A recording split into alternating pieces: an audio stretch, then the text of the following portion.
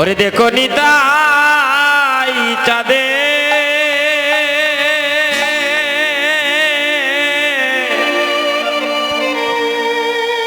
সাদেরও করুণা কলির জীব এবার দেখো নিতাই চাঁদে চাঁদের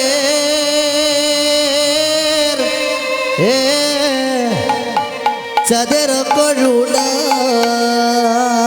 আপনারা আপনাদের মায়ের চরণে লম্বা হইয়া পড়িয়া মায়ের কাছে প্রার্থনা করুন। এমন কৃষ্ণ ভক্ত মা যদি না পাইতেন জগতে, কৃষ্ণ ভক্ত সন্তান হওয়া অসম্ভব। আপনি আশীর্বাদ করুন গো মাসিমা আপনার ছেলেদের জন্য, তারা যেন জন্মে জন্মে এইভাবে ভক্ত হয়ে যেন সাধু সঙ্গ করতে পারে। দেখো নিতাই সদে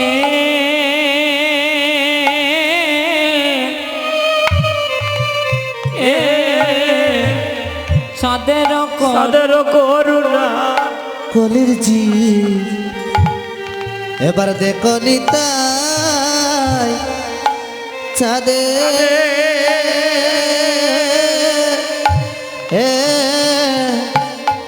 চাঁদের করুণা। ওরে কলিতে কীর্তন যা ওরে আনবিলা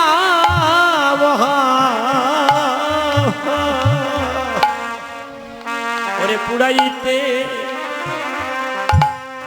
অধৈত বাসনা।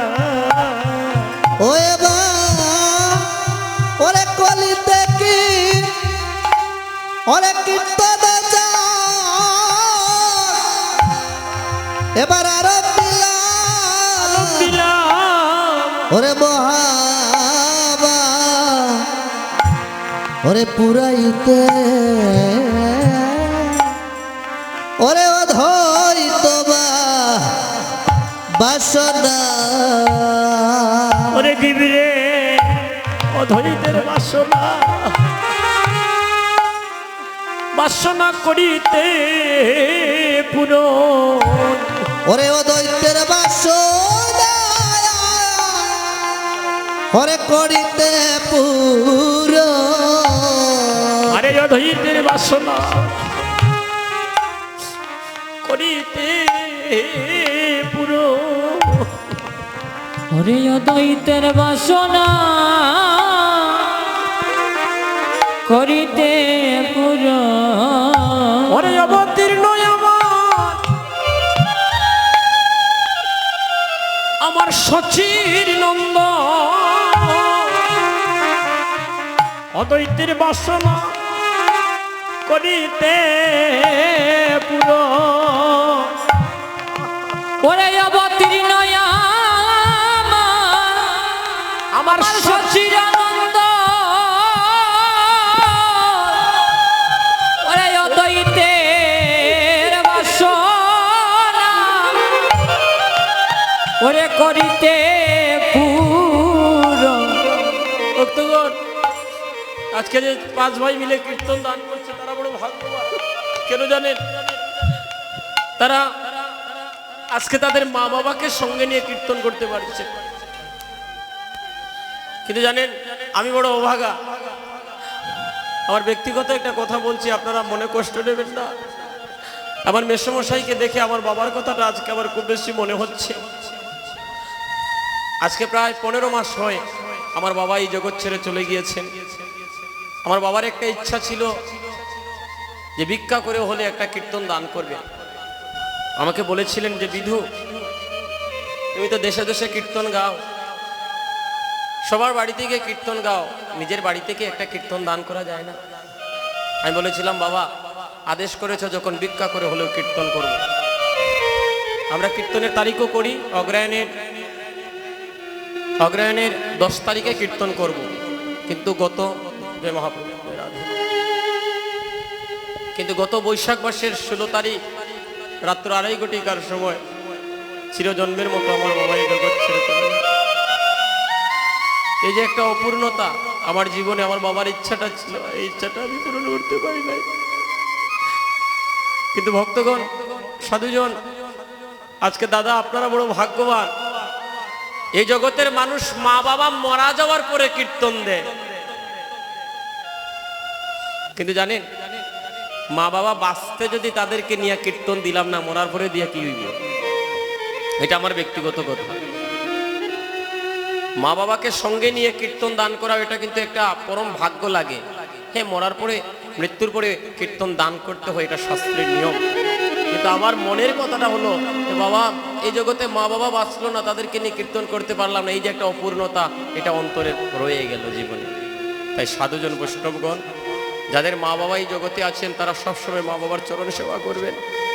আমি এই প্রার্থনাটুকু আপনাদের কাছে নিবেদন করি। আমার যুবক যারা আছেন, আমার বোনেরা যারা আছেন, সবার কাছে আমার একটাই প্রার্থনা, এই জগতে মা বাবাকে যারা কষ্ট দিয়ে, যারা অশাস্ত্রীয় অধর্মীয় কাজ করে, তারা মহানৌরব নামক নরকে পতিত হবে।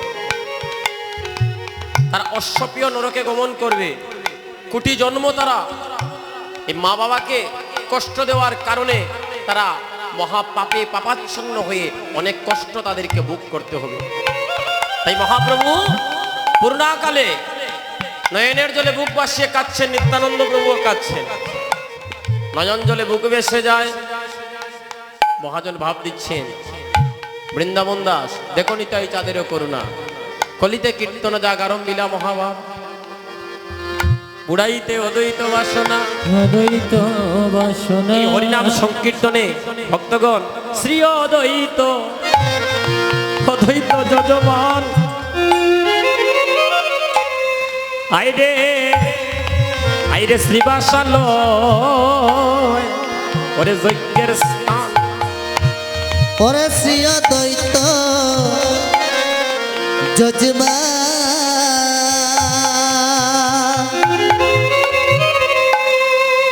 ওরে শ্রীবাসালয়, ওরে যজ্ঞের স্থান। আহারে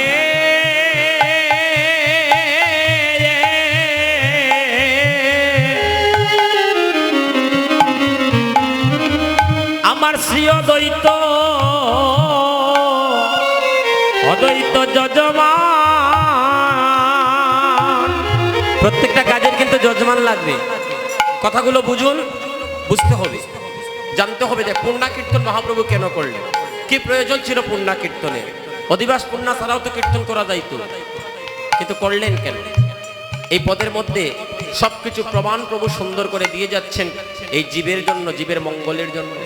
শ্রী অদ্বৈত যজমান, আপনি পূজা পার্বণ আদি যা কিছু করবেন একজন যজমান লাগবে। আর স্থান নির্ধারণ করলেন, গতকালকে নামযজ্ঞের সময় নাম মাহাত্ম্য পালায় আমি বলেছিলাম শ্রীবাস অঙ্গনের কথা। শ্রীবাসালয় যজ্ঞের স্থান, হায় হায় রে শ্রী অদ্বৈত যজমান যজমা, আয় রে শ্রীবাসালয় যজ্ঞের স্থান। ওরে যজ্ঞেশ্বর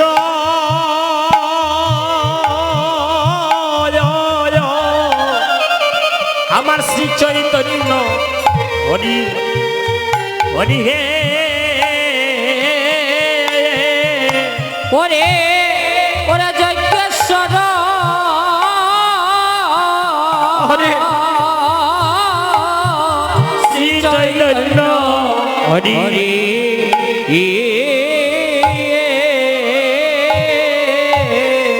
মহাপ্রভু প্রধান দায়িত্ব নিজের হাতে রাখলেন। যজ্ঞেশ্বর মানে সব কার্যের মধ্যে দেখবেন একজন প্রধান থাকে, এই প্রধান দায়িত্বটা মহাপ্রভু নিজের হাতেই রাখলেন। যজ্ঞেশ্বর শ্রী চৈতন্য হরি। ভক্তগণ আর বললেন শ্রীবাসাদি আদি কাষ্টগণ, ওরে প্রেম ঘৃত সিঞ্চন, ওরে শ্রীবাসদে ওরে কষ্ট প্রেমঘৃত ওরে প্রেম গীত শুনিত মহাপ্রভু কত সুন্দর করে বৃন্দাবন দাসকে দিয়ে এই জগতের বুকে প্রচার করলেন সেই অমৃত পথগুলো, অমৃত কথাগুলো। হইল ইত্যাদি সকল হায় হায় রে একটা চেয়ার দিন তার বর্ষা লাগে। হইল ইত্যাদি সকল রে বর্ষা হইল ইত্যাদি সকল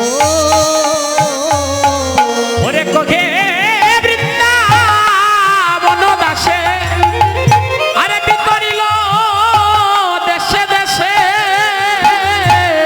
ওরে কহে বৃন্দাবন দাসে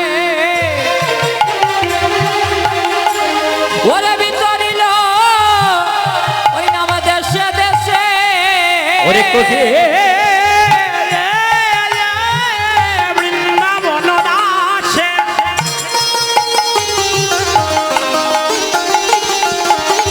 ওরে বিতরিল দেশে দেশে এবার কয় বৃন্দাবন দাসে ওরে বিতরিল ওরে দেশে দেশে ওই বৈষ্ণব কপালে যজ্ঞের ফুটা রে আরে বৈষ্ণব কপালে যজ্ঞের ফুটা হায়রে হায়রে বৈষ্ণব পালে জগের উঠারে ওরে বৈষ্ণব পালে জগের ফুটা বলি বৈষ্ণব হলে হতে পারে বৈষ্ণব হলে হতে পারে অবৈষ্ণবে হবে না রে বৈষ্ণব হলে হতে পারে অবৈষ্ণবে হবে না রে বৈষ্ণব হতে পারে বৈষ্ণব হলে হতে পারে অবৈষ্ণবে হবে না রে অবৈষ্ণবে হবে না রে বৈষ্ণব হলে হতে পারে ওরে অবৈষ্ণবে হবে না রে বৈষ্ণব হলে হতে পারে অবৈষ্ণবে হবে না রে বৈষ্ণব হলে হতে পারে জয় জয় মহাপ্রভু কি সবাই বলবেন একসাথে মা। এই তো বেলা, এই তো শেষ। জয় জয় মহাপ্রভু কি, জয় জয় মহাপ্রভু কি। মানব জাতির যেমন জীবনের বেলা ফুরিয়ে যায়, আজকের এই হরিনাম সংকীর্তনের কিন্তু প্রেম সমাধির সময় চলে এসেছে। প্রেম সমাধি অর্থাৎ পূর্ণাকাল বাসিমোৎসব। বাসিমোৎসব নাম কেন হলো? মহাপ্রভু সকালবেলা ভোরবেলা তার ভক্তগণদের খালি মুখে কেমন করে বিদায় দেবে। তো গতকালকের যে ভোগরাগ করা প্রসাদ ছিল তা দিয়েই ভক্তগণদের সেবা দিয়েছিলেন, তাই থেকে নাম হয়েছিল তার বাসি মৎসব। তাই দেখবেন বাবাজি বলতে পারবেন গতকালকের কিন্তু একটা প্রসাদ আলাদা করে রাখা আছে, আজকের নতুন প্রসাদের সাথে এটা মিশ্রিত করে ওই বাসি মৎসবের প্রসাদ বানিয়ে কিন্তু বিতরণ করা হবে আজকে ভক্তগণ। কিন্তু আমাদের তো মন মানে না, আমাদের মন মানে না যে প্রভুকে কেমন করে এইভাবে বিদায় দিই। তাই ভক্তরা সাধুরা বৈষ্ণবগণের আবার নতুন করে রন্ধন করে প্রভুকে একটু সেবা দিয়ে প্রভুর কাছে প্রার্থনা রাখে, হে গোবিন্দ তুমি জন্মে জন্মে কৃপা করো, আবার যেন তোমার চরণকান্তি আমরা লাভ করতে পারি। রাধে।